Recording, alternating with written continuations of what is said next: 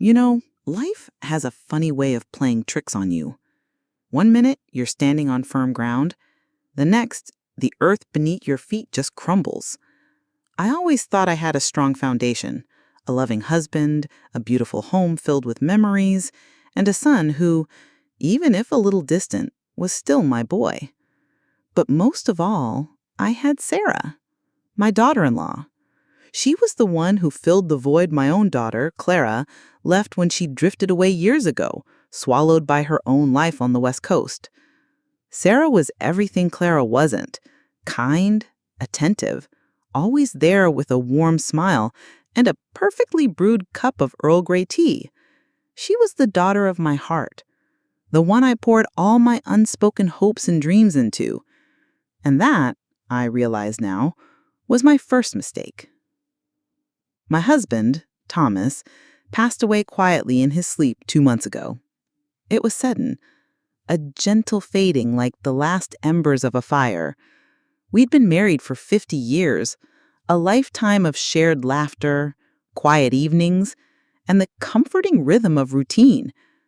The scent of his pipe tobacco still lingered faintly in his study, a mix of cherry and old paper. I still find myself reaching for his hand in the mornings, only to be met with cold, empty sheets. The grief, a heavy cloak, settled over me, muffling the world. Sarah, bless her heart, was a rock. She handled everything: the funeral arrangements, the endless stream of casseroles from neighbors, the thank you notes. She even brought over her famous lemon meringue pie, knowing it was Thomas's favorite, a sweet, tart reminder of happier times. "Don't you worry about a thing, Evelyn," she'd said, her hand gentle on my arm, her eyes full of a sympathy that felt utterly genuine. "Thomas made sure everything was in order. You just focus on healing." And I believed her. Why wouldn't I? She was family. She was my Sarah. But then the quiet started to settle in. The casseroles stopped arriving. The sympathy calls dwindled. And as the initial haze of grief began to lift, a tiny, insistent whisper started in the back of my mind. It began with little things: a slightly evasive answer when I asked Daniel about the house bills, a hurried change of subject when I brought up Thomas's pension. Daniel, my son, always a man of few words, became even more withdrawn, his eyes avoiding mine. It was like watching him try to walk through quicksand. Every step was a struggle. On Tuesday morning, the air still crisp with autumn and smelling of fallen leaves, I decided it was time to take stock. I went to Thomas's old roll-top desk in the study, the one he'd inherited from his father. It smelled of lemon polish and a faint, sweet mustiness. I pulled out the top drawer, its familiar squeak echoing in the silent house. Inside, neatly stacked, were our financial documents. Or at least, where they should have been. I found the statements from our main savings account, the one we'd painstakingly built up over decades, the one meant for my comfortable retirement, for any medical needs, for maintaining this old house that held every memory of my life with Thomas. My fingers trembled as I opened the latest statement. My glasses, usually perched on my nose, felt heavy, blurring the numbers. I blinked, then blinked again. The balance? It was shockingly low, almost nothing, a mere fraction of what should have been there. My breath hitched. It was like looking at a stranger's bank account. No, this couldn't be right. Thomas was meticulous, almost to a fault. He planned for everything. He always said, "Evelyn will never be a burden on Daniel. We've got our nest egg." But the nest was empty. Panic, cold and sharp, began to claw its way up my throat. Where was the money? I rummaged through the other papers, a frantic energy seizing me. Old tax returns, utility bills, even an ancient recipe for Thomas's mother's apple pie. But nothing, absolutely nothing that explained the missing funds. My mind raced, trying to make sense of the void. Could there have been some mistake? A glitch at the bank? I needed answers, and I needed them now. But who could I ask? Daniel was clearly uncomfortable. And Sarah? Sarah had been handling so much for Thomas lately. He'd always trusted her with his affairs, especially in the last few years as his memory started to falter a little bit. A cold dread settled deep in my stomach. A thought, ugly and unwelcome, began to form, swirling like smoke in the quiet room. Could Sarah? No, not Sarah. Not my sweet, loving Sarah. It was impossible. She wouldn't. But if not her, then who? And why was Daniel so evasive? The air in the study felt suddenly thick, suffocating. My perfect world, the one I thought was built on trust and love, felt suddenly fragile, like a house of cards swaying in an unseen wind. If you're gripped by Evelyn's story and want to know how this devastating secret unfolds, don't miss out. Subscribe to the channel now and hit the notification bell because new gripping family dramas like this are released every single day. You won't want to miss what happens next. If you've ever felt that chilling moment when your reality shatters, when the person you trusted most suddenly becomes a stranger, then you'll understand the icy grip around my heart. What I didn't know then was that this was just the beginning. My entire world was about to be flipped upside down, and the truth, when it finally revealed itself, would be far more bitter than I could ever imagine. The next few days blurred into a fog of suspicion and restless nights. The empty bank account gnawed at me, a constant ache worse than any physical pain. My beautiful home, once a sanctuary, now felt like a cage, each familiar object mocking me with memories of a life I thought I had. I watched Daniel closely, trying to decipher his silences. He'd come by for dinner, his usual quiet self, but now his eyes seemed shadowed, his movements hesitant. When I tried to gently steer the conversation towards finances, he'd suddenly develop an intense interest in his plate or excuse himself to check on something in the car. My son, who once confided in me about everything, was now a stranger. My initial anger, sharp and hot, slowly began to cool, replaced with a colder, more determined resolve. I wasn't going to just sit by and let this happen. Thomas had worked his entire life for that money, every extra hour, every frugal choice. It was our security, my future. And if someone had taken it, I would find out who. I started small, with the papers I already had. I meticulously went through every statement, every bill, every receipt in Thomas's desk. My fingers, gnarled with age, painstakingly traced columns of numbers, searching for anomalies. The smell of old paper and dust filled my nostrils, reminding me of countless evenings Thomas spent hunched over this very desk, a faint hum of contentment about him. He used to say, "A penny saved is a penny earned, Evelyn." Oh, Thomas, if only you knew. It was on the third day of my solitary investigation, a dreary Tuesday afternoon with rain lashing against the windows, that I found it. Tucked away beneath a stack of outdated insurance policies, almost as if deliberately hidden, was a small, worn passbook. It was for a savings account at a bank I barely recognized, one of those smaller local ones that had since been bought out by a larger corporation. The name on the account wasn't Thomas's, nor was it mine. It read, Joseph Miller. My heart gave a strange, lurching thump. Joseph Miller. The name tugged at a distant corner of my memory, a faint echo from decades past. I'd heard Thomas mention it once or twice, many, many years ago, always with a vague, almost regretful tone. But I'd never met anyone by that name, never seen him at any family gatherings, never even heard Thomas elaborate. Who was he? And why did Thomas have a secret savings account in his name, especially one with such a substantial balance, far more than the measly sum left in our joint account? This was it. This was the first thread. My mind raced, trying to connect the dots, a hidden account, an unfamiliar name, and our money gone. Could Thomas have been swindled? Was this Joseph Miller some kind of con artist who had preyed on my husband in his later years? The thought ignited a fresh wave of protective fury. I decided to try a different approach. I couldn't confront Sarah or Daniel yet, not without more proof. So I started calling old friends of Thomas's, people he'd known since childhood. It felt a bit like prying, but desperation spurred me on. Most of them offered condolences and pleasantries, but little else, until I called Martha Jenkins. Martha had been Thomas's secretary for nearly 30 years before she retired. She was a no-nonsense woman with a sharp memory and an even sharper tongue, always impeccably dressed, even for a casual phone call. "Joseph Mueller, you say?" Martha's voice crackled slightly over the phone, then a pause, a long pause. "Well, that's a name I haven't heard in a long, long time, Evelyn." "Can you remember anything about him, Martha? Thomas had a savings account in his name." I tried to keep my voice even, casual, but my grip on the phone tightened. Another pause. "Evelyn, honey, some things are best left buried, especially when it comes to Thomas and his past."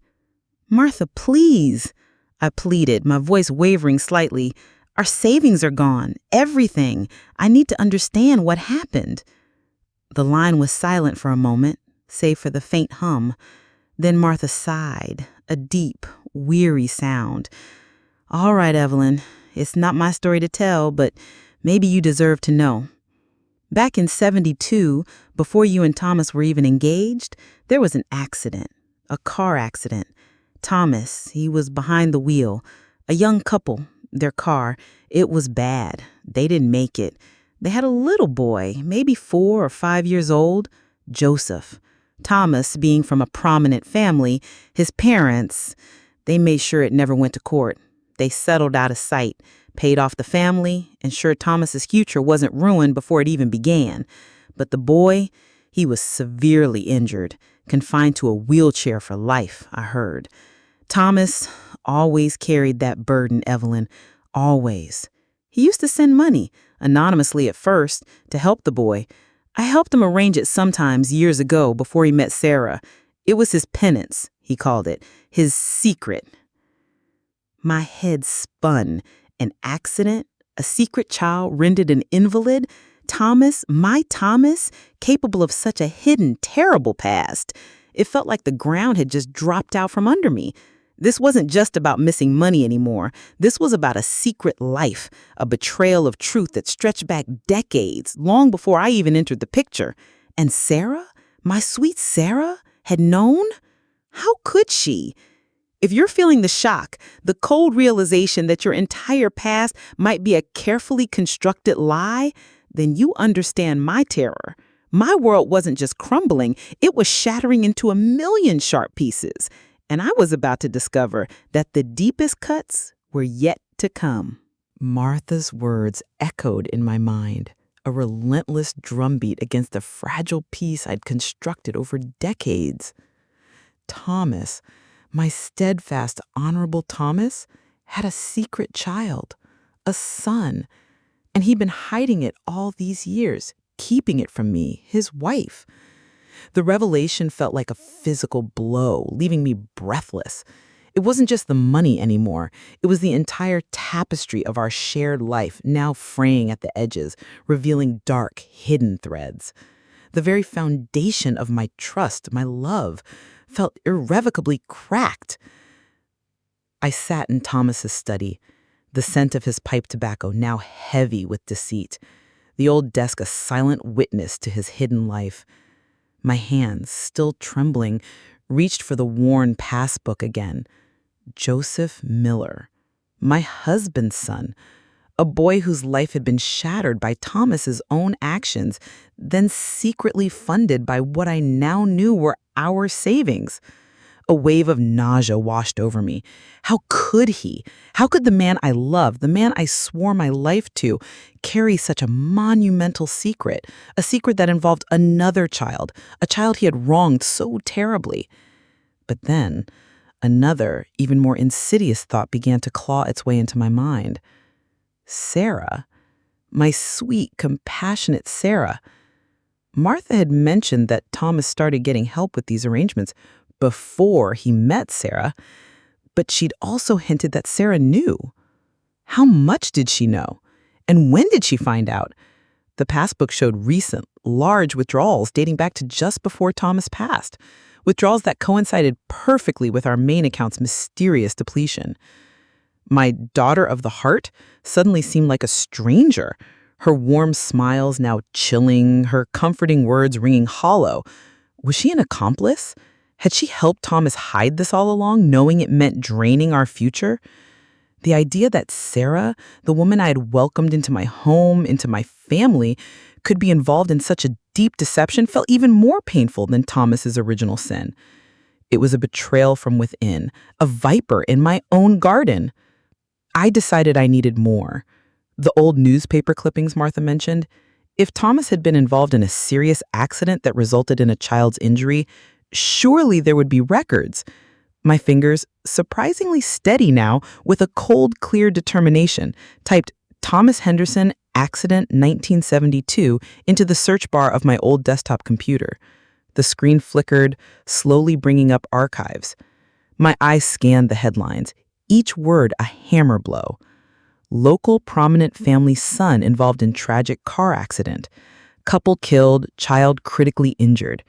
There it was, in black and white. Details that painted a horrifying picture. A rainy night, a misturn, a young, reckless Thomas. The article mentioned no charges, only a discreet settlement. It was exactly as Martha had said. My Thomas, my careful, dependable Thomas, had once been a reckless youth whose mistake had cost lives and ruined another. The pain of the past, his past, became my present. The next few days, I observed Sarah with a new, colder gaze. Every gesture, every word, every gentle touch she offered was now filtered through this new, horrifying lens of suspicion. When she brought over a casserole for dinner, its familiar aroma of roasted chicken and herbs now seemed tainted. "Are you all right, dear?" she'd asked, her brow furrowed with concern. "You seem a little distant." "Just tired, dear," I managed, my voice a strained whisper. The lie felt bitter on my tongue, but I wasn't ready to show my hand. Not yet. I needed to know the full extent of her involvement. One evening I overheard Sarah talking quietly with Daniel in the kitchen. Their voices were low, muffled, but the tension was palpable. I strained to hear, my heart pounding in my chest. "Daniel, you have to understand Sarah's voice, usually so calm, was laced with desperation. It was Thomas's dying wish. I promised him. He was so worried about Joseph." My blood ran cold. Joseph? She was involved. They were discussing it right under my nose. But what exactly was Thomas's dying wish? And why were they so secretive about it? A wave of pure, unadulterated rage mixed with profound sadness washed over me. The betrayal was real. It was happening. That night's sleep was impossible. My mind replayed every interaction, every kind word from Sarah, every evasive glance from Daniel. The old house creaked around me, its sounds usually comforting, now seeming sinister, like whispers of hidden truths. I thought of Thomas, his last days, his gentle smile. Was it a smile of love, or of a man carrying a heavy burden, even to his grave? The walls were closing in, and the air was thick with unspoken truths. I knew I was close to breaking point, but I had to keep pushing. What I was about to discover would not only shatter the image of my perfect family, but force me to question everything I believed about my own life. The muffled whispers from the kitchen, the mention of Joseph, and Sarah's desperate tone hammered against my sanity. I felt a cold, hard resolve settle in my bones. I had to know the full truth, no matter how painful. The following morning, I waited for Sarah to leave for her volunteer work at the community center and for Daniel to go to his office. The moment the front door clicked shut, I moved. I knew Sarah kept some of Thomas's more personal papers in a locked box in her spare bedroom closet, something he had apparently entrusted to her for safekeeping. My fingers fumbled with the old skeleton key I'd found years ago, a forgotten relic from a time when people still locked away their secrets with tangible metal. The lock clicked open with a soft, ominous sound, like a whisper. Inside, nestled amongst old letters and a faded photo album, I found a small, leather-bound diary. It wasn't just a diary. It was Thomas's handwriting, unmistakable. And it was dated from years before we met, spanning into our early marriage. A wave of guilt washed over me. Reading his private thoughts felt like desecration, but the urge to understand, to know the full extent of the lies, was stronger than any moral qualm. I opened it, my heart pounding a frantic rhythm against my ribs. The pages were filled with his neat, precise script, documenting daily life, his aspirations, his frustrations.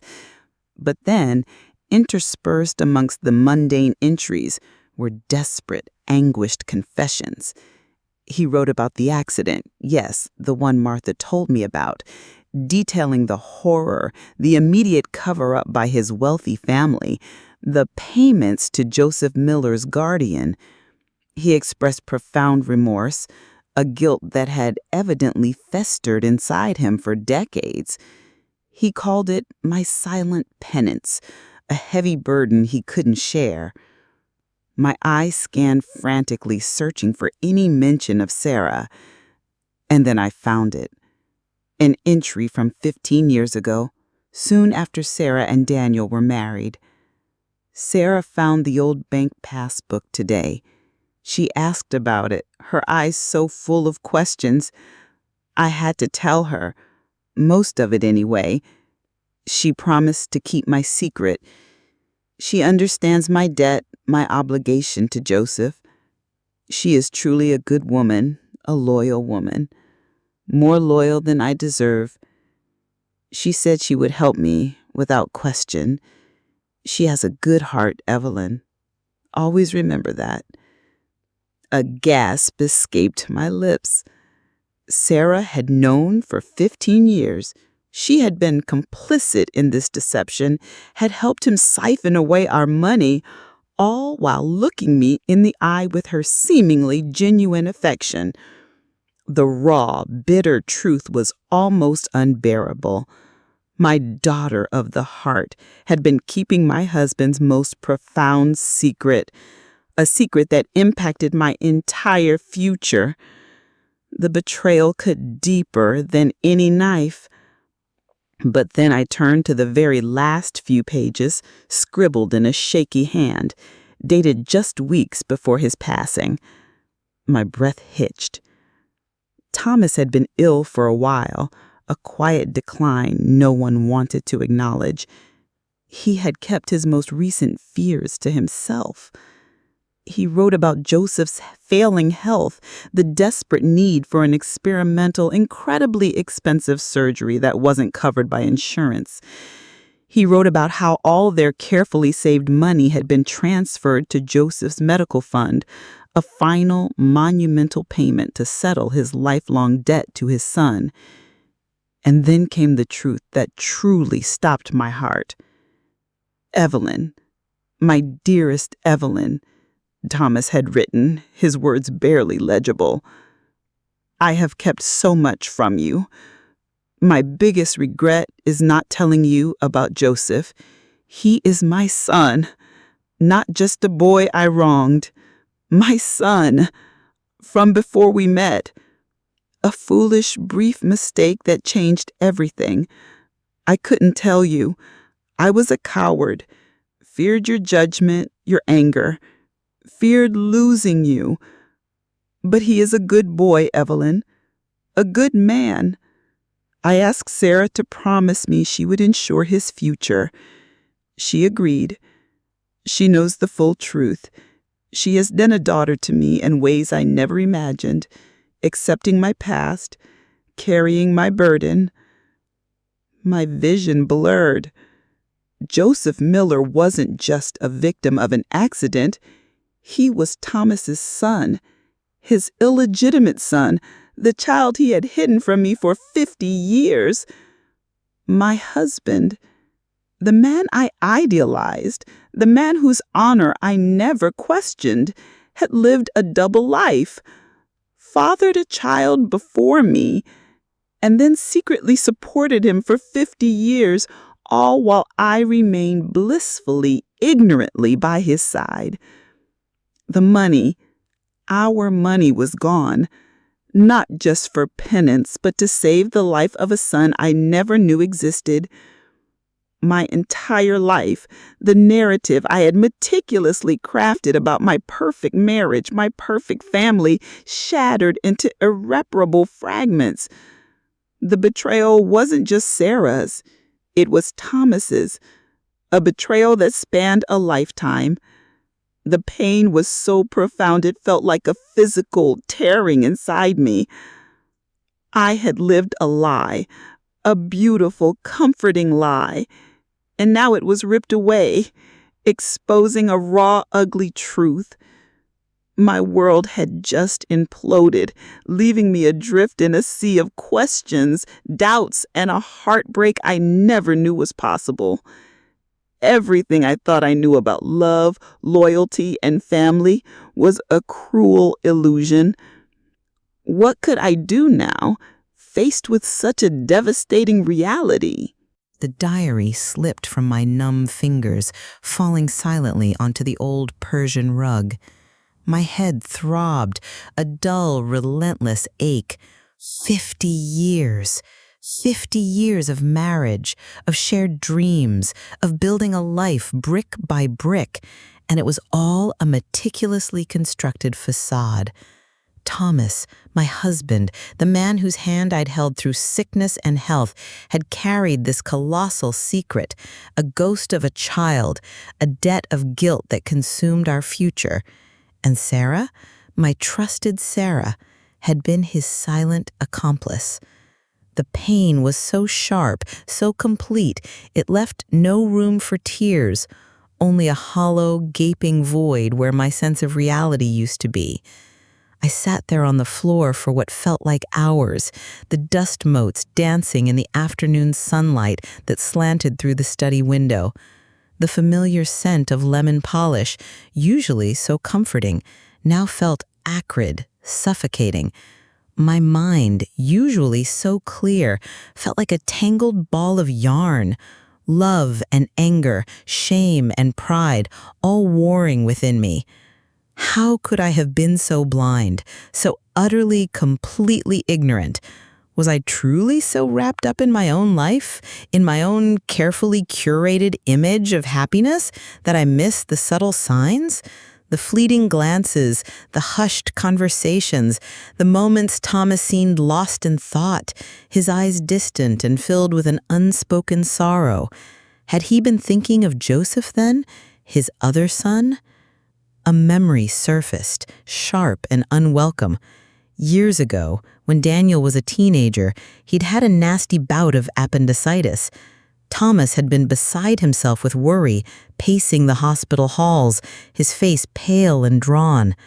I'd attributed it to a father's natural anxiety, but now a chilling thought struck me. Was that fear amplified by the unspoken guilt of another son, one he couldn't openly acknowledge or protect? It was like looking at an old photograph and suddenly seeing a shadow you'd never noticed before, a crucial detail that changed the entire meaning of the image.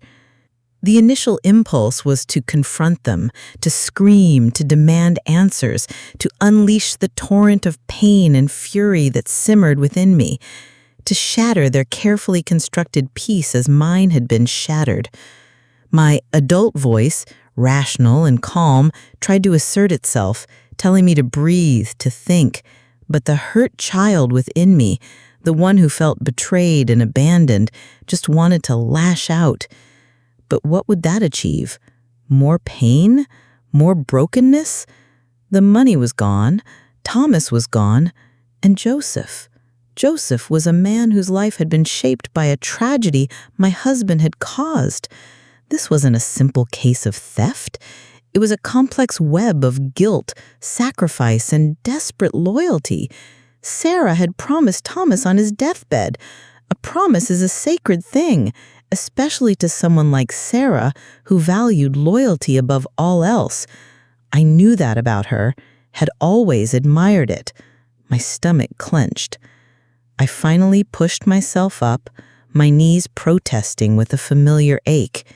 The house was quiet, too quiet. The silence seemed to amplify the cacophony in my head. I walked to the kitchen, drawn by the faint scent of lemon meringue pie, still sitting under a glass dome on the counter. A symbol of her kindness or her deception? Or both? The thought was a bitter pill. I poured myself a glass of iced tea, the condensation chilling my fingers. I looked out the window at the familiar oak tree in our backyard, its leaves, once so vibrant green, now turning a dull, tired brown. Seasons change, people change, and sometimes the people you thought you knew best reveal entirely new facets, ones you never imagined existed. Thomas was a man of quiet burdens.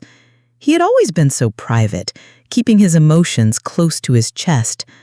I interpreted that as strength, as stoicism.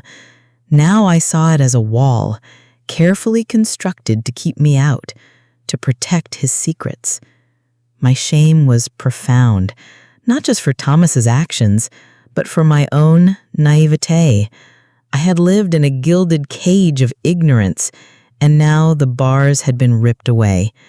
The question wasn't just what had happened, but what was I going to do now? Could I ever look at Sarah, or even at Thomas's memory, the same way again? The answer was a terrifying, resounding no, but what came next was entirely up to me. The silence of the house pressed in on me, heavy with unspoken truths. I walked through the familiar rooms, each one whispering tales of a life I now knew was only partially real. The scent of Thomas's pipe tobacco in his study, the faint lemon polish on the desk, the soft glow of the lamp in the living room where we'd spent so many evenings, they were anchors to a past that was suddenly fluid, shifting. The anger, though still a simmering ember, was now intertwined with a strange, melancholic understanding. Thomas had been a man of immense guilt, carrying a burden no one should bear alone, and Sarah, my dear Sarah, had carried that burden with him, out of love and loyalty to a dying man's last wish. I thought of the promises I had made in my own life, the secrets I had kept, small ones, insignificant in comparison, but still secrets. The time I'd secretly helped Clara pay off a credit card debt she'd accrued in college, without telling Thomas, knowing he'd disapprove. The small white lie I told my mother about why I couldn't visit her last Christmas, when in truth, I just needed a quiet week to myself. We all have our hidden corners, don't we? Our motivations, sometimes noble, sometimes selfish, that drive us to actions others might not understand. The temptation to lash out, to expose everything, to make them feel a fraction of the pain I felt, was immense. The parent voice in my head, the one that demanded justice and accountability, screamed for retribution. But then, my adult self, worn but resolute, reminded me, what would that gain? More brokenness? More shattered relationships? The money was gone, but was the cost of a lifetime of resentment worth it? I stood at the kitchen counter, gazing at Sarah's lemon meringue pie. It looked so innocent, so sweet, but I knew the bitter truth it symbolized. My vision, however, wasn't black and white anymore. It was a complex palette of grays, of sacrifices, of flawed humanity. Sarah hadn't stolen from me. She had honored a promise to the man we both loved, and in doing so, she had protected his memory, even as it cost her dearly. She too had suffered carrying this weight of his secrets, caught between two loyalties. That evening, when Sarah and Daniel returned, I was waiting for them in the living room. The air was thick with unspoken tension, a palpable hum. Daniel looked drawn, his eyes tired. Sarah, usually so bright, seemed dimmed. "Sarah," I began, my voice surprisingly steady, though my hands trembled slightly in my lap. "We need to talk about Thomas's finances and about Joseph Miller." Sarah flinched, her face paling. Daniel stiffened, his gaze darting between us. A heavy silence descended, only broken by the ticking of the old grandfather clock in the hall. "Sarah, I can explain," Sarah stammered, her voice barely a whisper, tears welling in her eyes. "No, Sarah," I said, holding up a hand. "You don't have to. I found Thomas's diary. I know. About Joseph, about the accident, and about everything." Sarah's shoulders slumped, and she buried her face in her hands, a quiet sob escaping her. Daniel, though shocked, stepped forward to comfort her. In that moment, I saw not a deceiver, but a woman burdened, exhausted by a secret she never asked to carry. I saw the daughter-in-law I had loved, now stripped bare of her composure, revealing her own vulnerability. "I understand," I said, and the words felt heavy, yet freeing. "I don't agree with how Thomas handled it, or that you kept it from me. It hurts, Sarah, more than you can imagine. My whole life, it feels different now. But I see you were trying to honor his last wishes, to protect him and Joseph." Sarah looked up, her eyes red-rimmed, searching my face. "Evelyn, I am so sorry. He made me promise. He was so afraid you'd be angry, that you wouldn't understand. He said it would destroy you to know. And it nearly did. But now, in this moment of raw honesty, something shifted within me. The rage subsided, making way for a complex, bittersweet acceptance. I may have lost the illusion of a perfect past, but in its place, a more nuanced, more human truth emerged. People are not perfect. Love is messy. And families, even the ones we think we know inside and out, hold secrets that shape them in profound ways. The money, our life savings, was gone. It was a harsh reality, one I would have to navigate. I knew I couldn't rebuild the financial security I once had, but I still had the house, modest though it was. I could live simply. What mattered more was reclaiming my peace. I looked at Daniel, who now stood silently beside Sarah, his face etched with relief and sorrow. "And you, my son," I said, my voice softer now, "why didn't you tell me?" He swallowed hard. "Mom, I found out about Joseph a few years ago when Dad started getting worse. He made me promise too. He didn't want you to worry. He truly believed he was doing the right thing, even if it meant sacrificing everything. He said he just wanted to make amends before he left this world." A bitter tear finally traced a path down my cheek. Amends. It was a lifetime of amends for a youthful mistake that led to an even bigger, more complex secret. My husband, Thomas, had lived his life trying to balance an unbearable guilt with his love for me, a balancing act that ultimately cost him, and now me, so much. I didn't offer a full embrace, not yet. The wounds were too fresh, the betrayal too deep. But I looked at Sarah, then at Daniel, and I nodded. "We'll figure this out," I said, the words a promise to myself as much as to them. "It won't be easy, but we'll find a way forward." The moral of it all, I suppose, is this. Life, especially later in life, isn't about perfection. It's about accepting the messy, complicated truths of those we love and finding a way to forgive, not necessarily for their sake, but for our own. It's about realizing that sometimes the greatest acts of love or sacrifice are hidden beneath layers of deceit, born out of guilt, fear, or a desperate need to make things right. Thomas's secret, once a devastating betrayal, had become a testament to his tortured conscience and his quiet acts of penance. And Sarah's loyalty, though painful for me, was a reflection of a depth I hadn't truly seen until now.